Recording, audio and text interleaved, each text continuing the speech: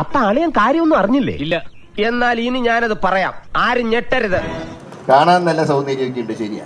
പക്ഷെ വായിൽ നിന്ന് വരുന്നത് കൊടുങ്ങല്ലൂർ ഭരണിപ്പാട്ടിനേക്കാൾ ഭയാനകമായിട്ടുള്ള ചില വർത്തമാനങ്ങളാണ് വായിൽ നിന്ന് വരുന്നത്. അതെ സാറേ, ഞങ്ങള് വഴക്കാം. തന്നെ മൂച്ചേട്ടെ ഒന്ന് പറഞ്ഞ രണ്ടാമത്തെ തുണി പൊക്കി കാണിക്കും. ഞാൻ മുഴുക്കള്ളന് കാൽ കള്ളനെ കുറ്റം പറയാൻ നിവർത്തിയില്ല എന്ന് പറഞ്ഞ പോലെയാണ് ഗവൺമെന്റ് ഇപ്പൊ ഇക്കാര്യത്തിൽ വായ തുറക്കാതെ. എന്തിനാടാ ദിനേശ നാട്ടുകാരെ ചിരിപ്പിക്കാൻ വേണ്ടി ഇങ്ങനെ ഓരോന്ന് ചെയ്തു കൂട്ടുന്നത്? മര്യാദയ്ക്ക് ഭരണം നടത്താൻ കഴിയില്ലെങ്കിൽ ഇറങ്ങി പോവുക, അല്ലെങ്കിൽ അടിച്ചറക്കുന്ന കാലം വിദൂരമല്ല. ചുമ്മാ പറഞ്ഞായിരിക്കുമല്ലേ? ചുമ്മാ പറഞ്ഞതാ, അയാൾ ശരിക്കും പറഞ്ഞതായിരിക്കും. പക്ഷെ ഒരു കാര്യം വളരെ വേദനാജനകം. 41 ദിവസം വ്രതം നോറ്റ് പൊങ്കാല ഇടുന്ന ആറ്റുകാൽ പൊങ്കാലയുടെ പേരിൽ പൊറോട്ടയും ചിക്കനും അടിച്ചു മാറ്റിയത് വല്ലാത്തൊരു എന്തൊരു തീറ്റ അതിന്.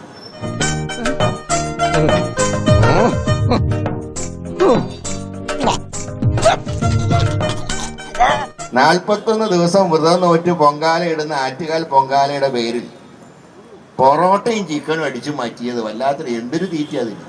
പണിയെടുത്ത് തിന്നണമെന്നൊക്കെ ആഗ്രഹമുണ്ട് സാറേ, പക്ഷെ പറഞ്ഞു പറ്റിച്ച് തിന്നാലേ വായിന്നിറങ്ങുള്ളൂ.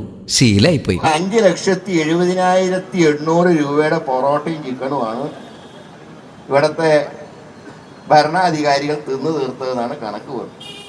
ഈശ്വര, ഇതൊക്കെ എന്റെ തലയിലാവൂലോ? അതെങ്ങനെ നിന്റെ തലയിലാവണം? പിന്നെ നീ കയറിയേക്കോ? ഞാനാക്കണ, ഞാൻ അതിന്റെ ഒരു കുറവ് മാത്രമേ ഉള്ളൂ. ആറ്റുകാൽ പൊങ്കാലയെ പോലും നോൺ വെജിറ്റേറിയൻ പൊങ്കാലയാക്കിയ ഇന്ത്യയിലെ ഏക മേയർ എന്നുള്ള പദവി കൂടെ ആര്യ രാജേന്ദ്രന് കൈവന്നിരിക്കുക. ഉളുപ്പുണ്ടടാ ചക്കണക്ക്. എന്നാ പോവാൻ നോക്കടാ. ഞാൻ പോകുന്നു. Bye bye. അയ്യോ, വഴി മാറി.